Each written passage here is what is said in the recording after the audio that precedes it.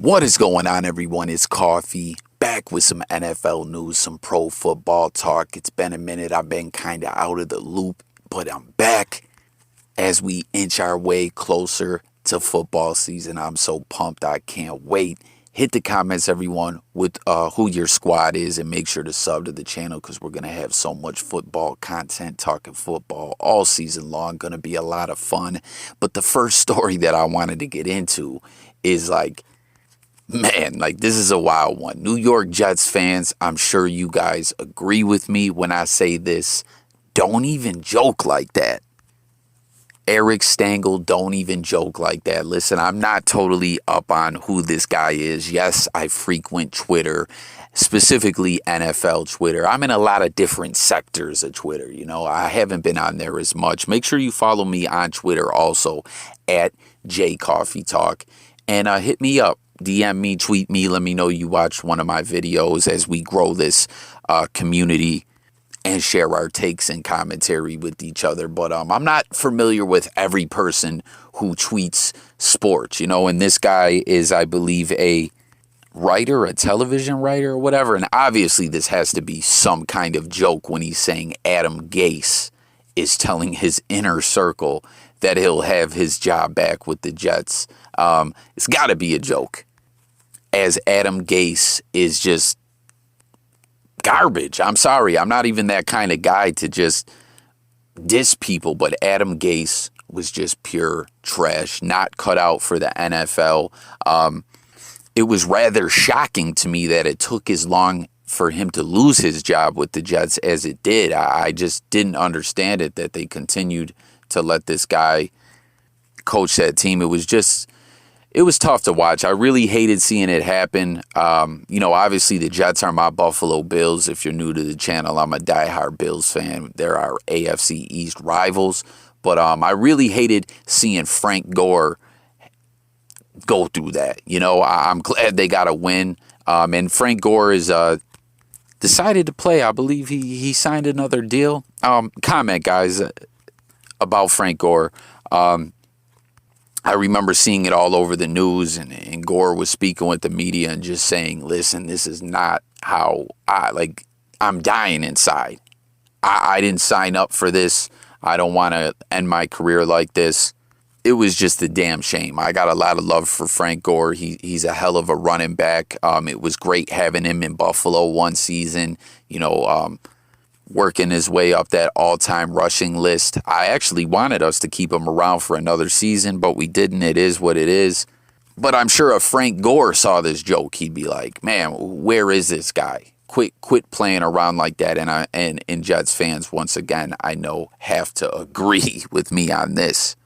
It was crazy the way Gase was so hyped up, even, when he got that job in Miami. I mean, they ended that experiment real quick, but this guy was being praised as this guru coach. And I know he had success as a coordinator at times, but being the head coach is a whole nother deal, and Adam Gase, I know, is someone that everyone just wishes he was never a part of the Jets organization. And I'm sure the Dolphins feel like that, from the players, the fans, the personnel. Everyone agrees this guy sucks. So Eric Stangl, please don't even joke like that. As I stated, I'm not really familiar with this guy on Twitter. Going down his timeline, just briefly, I didn't see a whole lot of funny jokes or whatever. That maybe that's this guy's shtick, that he just comes with off-the-cuff goofy jokes and takes. But this is one NFL Twitter could have went without. And Jets fans, or just fans of other teams, what's your guys' take on the Jets? As I was actually seeing a lot of Jets fans very, very optimistic. I know they're happy with the draft. I know they're happy they got Zach Wilson, but I still feel like there's a lot of work that needs to be put in New York. So don't get too hyped up, Jets fans. And what's everyone's take on Zach Wilson? What do you think his season's going to look like? Obviously, I'm sure we all agree he'll get the starting job there. But man, oh man, did the Jets move backward with their draft pick. Everyone was on our ass in Buffalo. We already know about Josh Allen. I talk about it all the time, how everyone was saying, what a bad pick he was. And we're going to talk more about that actually in this video, how Josh Allen is actually now represents the total opposite of that. He represents the guy that isn't a bust, and you better believe in him. And with that statement there, let's transition into our next part of this video, our next news story. Start with some Super Bowl teams in your mind that are now entering the conversation. Well, I think it's clearly the Buffalo Bills for number one for me, guys. I sat in this seat back in, I think it was late October or early November, and I said, we have to stop treating the Bills like the little engine that could, because they're a cute franchise, right? It's quaint in Orchard Park, New York, and their fans are like college programs, really. They are so enthusiastic, and they wait at the airport, and they do all of that stuff. Well, a lot of that stuff, all of that stuff is true, but they're a really, really well-coached, well-run, and outstanding roster of a football team. A lot of it's because of that guy, Josh Allen, by the way. And I asked Josh recently on Zoom about the idea that he is now the poster child for the idea that any quarterback who has to make improvements when he gets into this league is, well, Josh Allen did it. And he's not really worried about that. He did smile at the question. But Josh has bigger things that he's concerned about this season, and that's the Bills being even better than they were before. They know what's in front of them, and I believe they're a very confident group. They're also not afraid of really hard work, and a lot of them are full force at it in Orchard Park. That was Kim Jones talking, and man, I really love to hear that. What's up, all my fellow Bills Mafia? Even if you're not a Bills fan, comment, join the discussion. As always, if you're new over here, that's what we do on this channel. We talk it up on different topics. Everyone, we can agree to disagree, so let's talk. But I really love what she said there, how what team their Super Bowl window is opening, you better believe it's the Buffalo Bills. And she pointed out some really great stuff there, not just that our fans are great. We love our team. We're all flying high right now. It's been a great couple of years. And she said we create a college-like atmosphere as far with the fans and the tailgating and everything. We already know this. Buffalo fans, Bills Mafia is number one. But you heard her touch on Josh Allen being that guy that is now the poster boy, an example of a quarterback that can go in there and make those adjustments when he, hits the NFL. As there's always quarterbacks that are doubted when when draft time comes around. Hey, this guy could cut it in college, but his skill set isn't going to do it in the NFL. He's inaccurate, this, that, and the third. Well, look at what Josh Allen did. But not just that, what she said about our coach and our GM. And I've been saying this in all my Buffalo Bills videos over the past year and a half, 2 years. It's just simply outstanding what Mcdermott and Beane have built in Buffalo. The culture, the winning culture, the camaraderie and brotherhood between the players.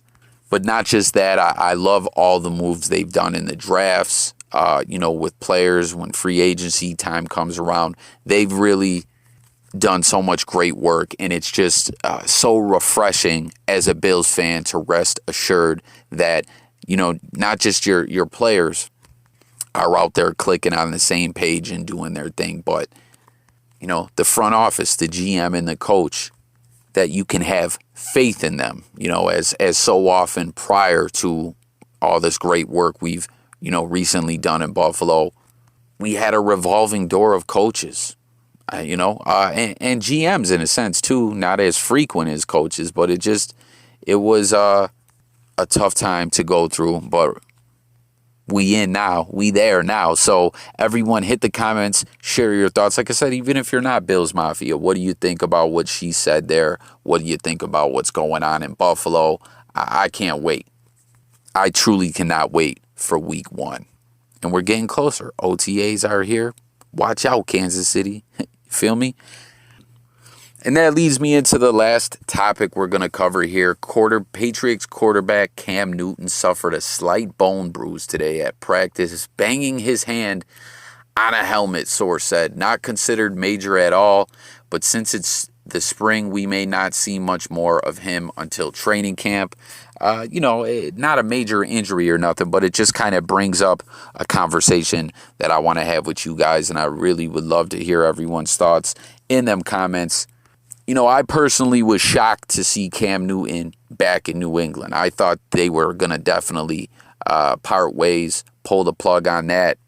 As things got ugly last year, I was making so much content, late in the season. All season long, but late in the season, I was just so pumped what my Bills were doing. And if you remember, what was it, week 15, 16? One of the last few weeks, we went to Foxborough and just whooped on the Patriots and embarrassed them flat out. Cam Newton got benched for Stidham. He came in and hammed it up a little bit. But all season long, it was just crazy, the offense that they were running. We were seeing like very, very low pass attempts. And I don't know, obviously we knew the Patriots weren't going to be the Patriots that, we're accustomed to seeing out there. It was going to be a different team, a different offense under Cam Newton. But, man, I did not see things getting that ugly. So now as we're hearing the news, Cam bruised a bone in his hand, and, he's probably going to take it easy until camp. What does everyone think about Mac Jones? Do you think that he will, as they took him high in the draft, number 15, does anyone out there see him beating out Cam Newton for that starting quarterback job? I know there's some other guys on the depth chart, as we just said. Stidham's on there, and Brian Hoyer. How many times has Brian Hoyer been with the Patriots? Where did Hoyer go? Patriots, Indianapolis, the Browns. He's been around. He's been to some other teams. I know I'm leaving some out, but obviously, I think it's going to come down to Mac Jones and Cam Newton. Some may say, hey, maybe Stidham's got a shot, but I'm just curious to know, does everyone think that this is going to be Cam Newton's job, or do you lean towards that we could really possibly see Mac Jones taking over that role as starting quarterback for the New England Patriots? Aside from that discussion, I really thought Cam was going to possibly hang it up and retire. Prior to signing that deal with the Patriots, I thought he might leave football, and there was a lot of talk about it as well. We were seeing him more active on YouTube. I was hearing word he was going to get or actually he does have a podcast. I'm sorry, but join the discussion, comment. Will Mac Jones get that starting job, or will we see another year of Killer Cam? Hey, will we see some kind of 2-quarterback offense? I don't know. What will Belichick draw up in New England? Let's talk about it, as well as the other topics we covered. And still, man, that Adam Gase joke, not funny, I think. Subscribe to the channel. This is Coffee Got the Keys, the J Coffee Talk secondary channel, where we talk music, news, sports, and much more. But there's going to be a lot of NFL content on this platform, so please subscribe. Let's get these numbers up. As when football season rolls around, I really want to have this community active, have a lot of live streams, discussions where you guys can call in and talk, and it'd just be a lot of fun, a lot of football talk. So subscribe to the channel, join the discussion, and I'll catch you guys on the next video. Have a great day. Peace. Go Bills.